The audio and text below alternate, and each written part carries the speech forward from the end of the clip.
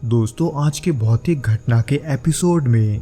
हम मुंबई के एक ऐसे हॉस्पिटल की घटना सुनेंगे जिसमें काम करने वाली कुछ नर्सों ने न सिर्फ असामान्य चीज़ों को महसूस किया था, बल्कि उन्होंने ऐसा कुछ देखा था जिसे वो आज भी नहीं भूले। तो चलिए बिना किसी देरी के इस डरावने घटना को प्रशांत के पॉइंट ऑफ व्यू से सुनते हैं, जिसके पड़ोसी के साथ ये घटना वास्तव में घटा था। लेकिन दोस्तों, इससे पहले कि हम इस वीडियो में आगे बढ़े, आप प्लीज़ इस चैनल को सब्सक्राइब करके इसे अपने दोस्तों के साथ शेयर ज़रूर करना, क्योंकि हम ऐसे वीडियोस हर शाम 6 बजे आपके लिए लाते रहते हैं।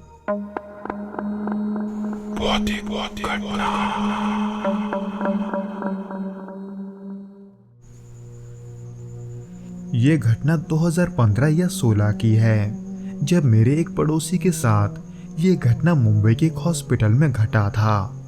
हालांकि मैं उस हॉस्पिटल का नाम तो जानता हूँ, लेकिन प्राइवेसी के वजह से मैं उसका नाम नहीं बता सकता, और ना ही उस पड़ोसी का जिसके साथ ये हुआ था। इसलिए इस वीडियो के लिए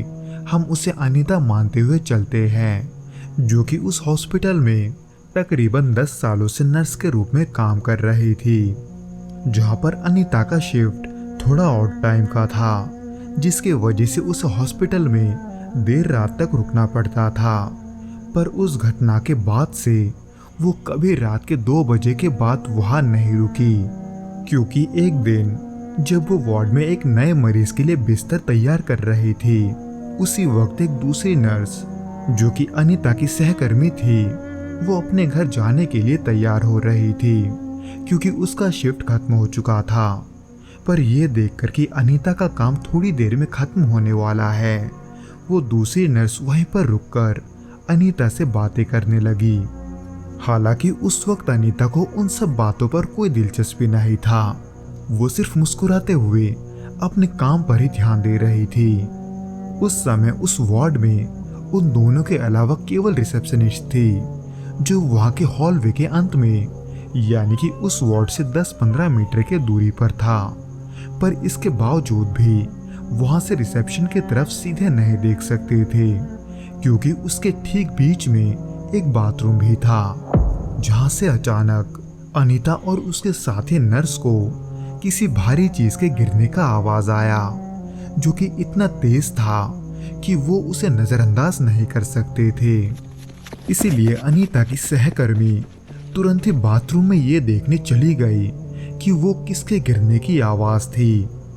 पर वहां हर तरफ देखने पर भी उसे कुछ नहीं मिला, जिसको सुनकर अनीता को भी बहुत अजीब लगा था। पर इससे पहले कि वो इसको लेकर आगे चर्चा करते, तभी उस वार्ड में एक पेशेंट दाखिल हुआ, जिसके लिए कविता अब तक बिस्तर बना रही थी। इसलिए उस पेशेंट को देखकर कविता की सहकर्मी उसको उसके बिस्तर तक ले गई। हालांकि वो पेशेंट दिखने में तो बिल्कुल नॉर्मल सा था, पर न जाने क्यों उसके आने के बाद से उस वार्ड में एक गंदा सा बदबू फैल गया, जो कि किसी के मृत शरीर के सड़ने की बदबू थी। पर यही चीज कविता को बहुत ही अजीब लगा, क्योंकि उस समय हॉस्पिटल में मुर्दा घर नहीं था, जिसके वजह से कविता को ये समझ में नहीं आ रहा था कि आखिर वो बदबू कैसी है। इसीलिए उस बदबू को बाहर करने के लिए कविता वार्ड की खिड़कियों को खोलने लगी। पर जैसे ही उसने उस पेशेंट के सामने वाले खिड़की को खोला, वैसे वो तुरंत उस दूसरे नर्स के तरफ मुड़ गई और उसका हाथ पकड़कर तेजी से रिसेप्शन की ओर बढ़ने लगी,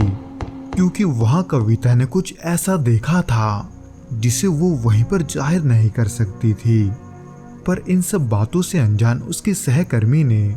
कविता को बीच में रोकते हुए उसे वापस वार्ड में चलने को कहा, क्योंकि वहां मरीज अकेला था। पर अनीता, जिसने डर के मारे अभी तक कुछ नहीं बोला था, उसने अचानक अपने सहकर्मी को वार्ड में जाने से मना कर दिया, क्योंकि जब वो खिड़कियों को खोल रही थी, तब उसने उसके कांच पर उस पेशेंट का रिफ्लेक्शन देखा था, जो वहां थोड़ी देर पहले आया था। पर उसके रिफ्लेक्शन में उस पेशेंट का पैर नहीं था, यानी कि वो पेशेंट उस समय हवा में तैर रहा था। हालांकि शुरुआत में तो अनीता के सहकर्मी को इस बात पर यकीन नहीं हुआ, पर इससे पहले कि वो वापस वार्ड की तरफ जाते तभी उन्होंने एक पेशेंट को रिसेप्शन की तरफ से आते हुए देखा, जो कि असल में वो पेशेंट था जिसे उस वार्ड में शिफ्ट होना था,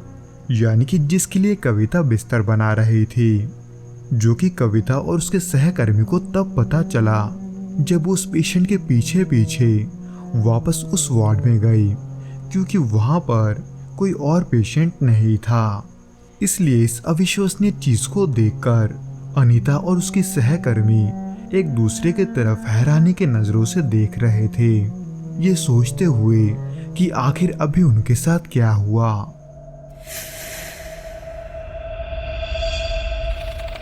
तो दोस्तों, ये तो था वो घटना जो कि अनीता के साथ उसके हॉस्पिटल में घटा था। उम्मीद करता हूँ कि आपको ये पसंद आया होगा, और अगर आया हो तो प्लीज़ इस वीडियो को लाइक करके इसे अपने दोस्तों के साथ शेयर ज़रूर करना।